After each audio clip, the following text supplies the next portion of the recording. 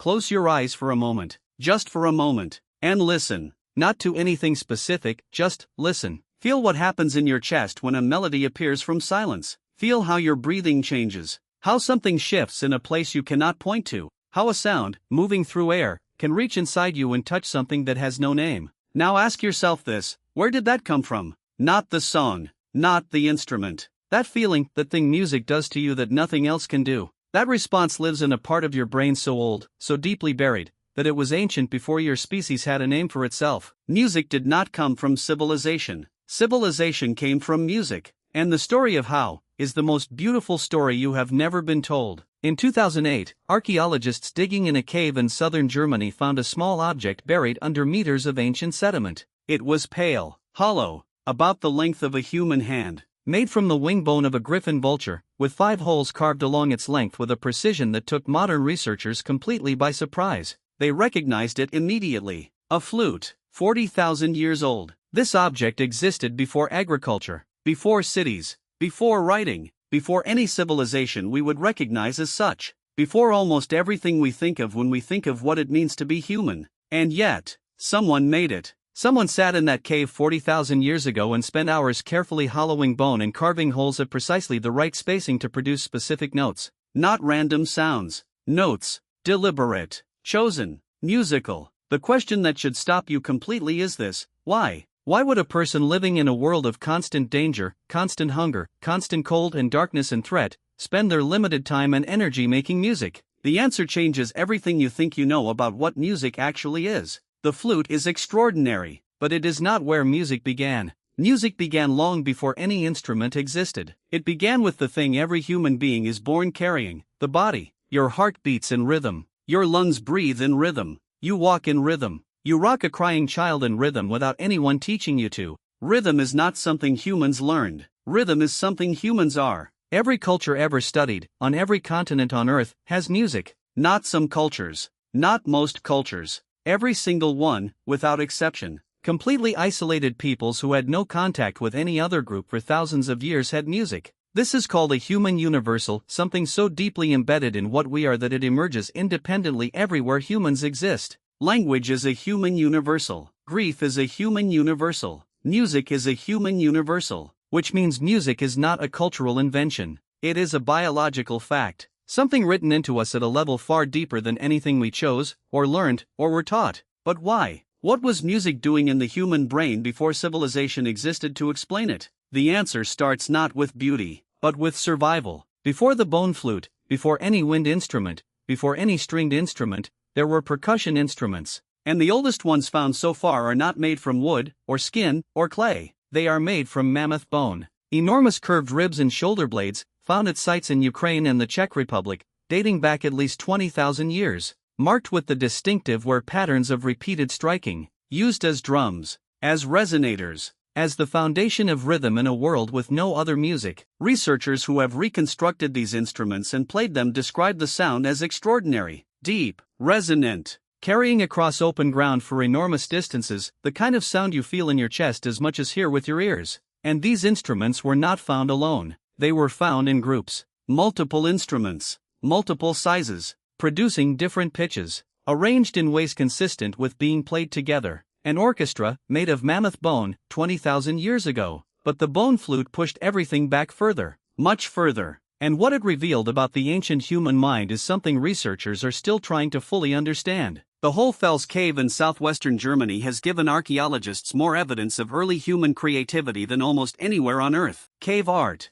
carved figurines, jewelry made from shells brought from hundreds of kilometers away, and the flute. When researcher Nicholas Conrad pieced together the fragments of the Hohle Fels flute, he was struck immediately by the precision of the holes. Not just their placement, their shape. Each hole had been carved with a specific angled edge on one side, a detail that affects the quality of the note produced. A detail that serves no purpose unless you care deeply about how it sounds. Unless the difference between a rough note and a clean note matters to you. Unless music is not just something you make, but something you care about, something you want to be good. The notes it produces are not random. They correspond to a scale, a recognizable musical pattern that appears in cultures across the ancient world. Someone 40,000 years ago was not just making sounds. They were making music. With intention. With preference. with an ear that could tell the difference between what sounded right and what did not, an ear exactly like yours. But the flute raises the most important question of this entire story. To make a flute, you first have to hear music in your mind. You have to know what you want it to sound like before it exists, which means the music came first. The instrument came second. So where did the music come from, before there were instruments? Charles Darwin spent years puzzling over the origin of music, and the theory he eventually proposed surprised everyone who heard it. He suggested that music came before language, not after. Before, that our ancestors were singing before they were speaking, using melodic calls, rich with emotional content, to communicate feeling in a way that required no specific words. And the evidence for this is hiding in the most ordinary place. Watch a mother with a newborn baby, anywhere on earth, in any culture, speaking any language. The moment she addresses that baby, her voice changes. It rises, it falls, it slows into rhythm. It becomes musical, not because she decides to, not because she learned to, because something deep and automatic takes over. Motherese. Researchers call it motherese, the instinctive musical quality that human voices adopt when communicating with infants who do not yet understand words.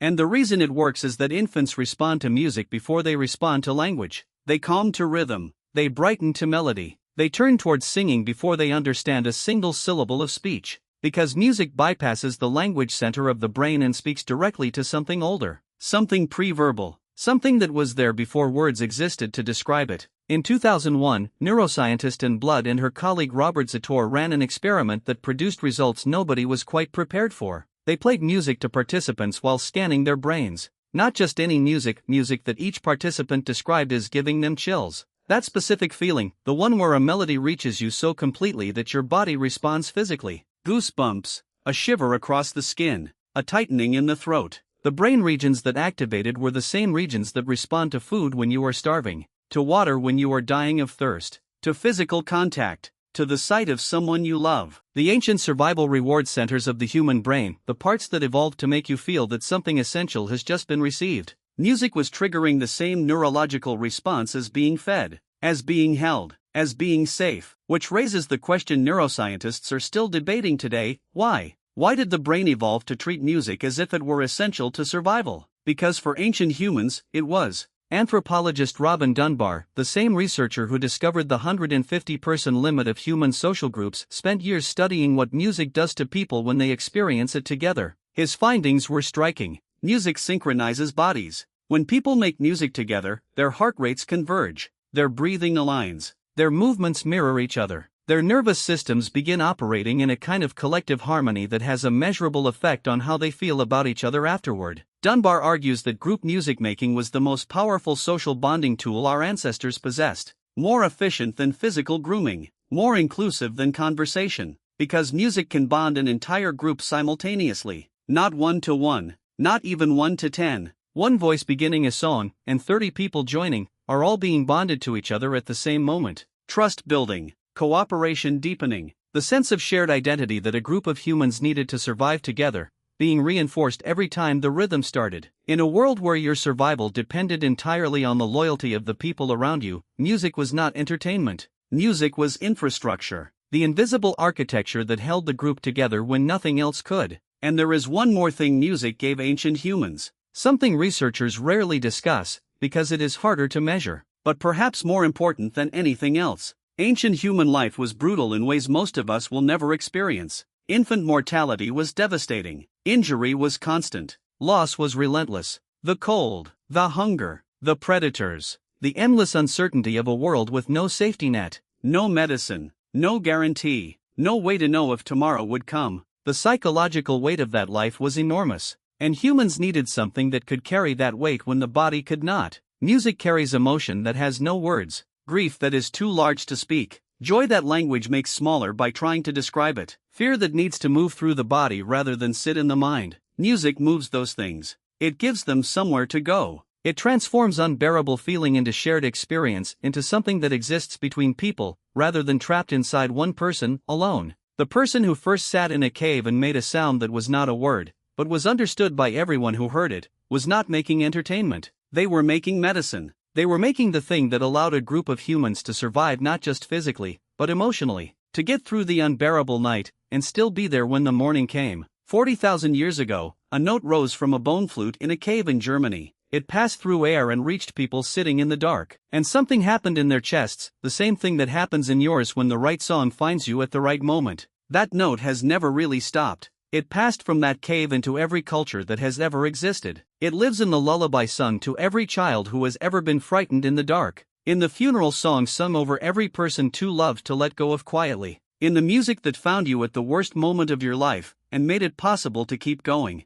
Science can tell you which neurons fire, which brain regions activate, which evolutionary pressures shaped the response. But science cannot tell you why a melody can reach into you and touch something that has no name. Why music can make you feel less alone, even in an empty room. Why the right song, at the right moment, can make you feel completely understood by someone you have never met, who died before your grandparents were born. That is not neuroscience. That is not evolution. That is something that was already true before we had words to describe it, before we had the knowledge to explain it, before we had anything but the dark, and the fire, and the need to make a sound that said, I am here. You are not alone. We are going to be alright. Music was the first language that meant everything and needed no translation. And 40,000 years later, it still doesn't.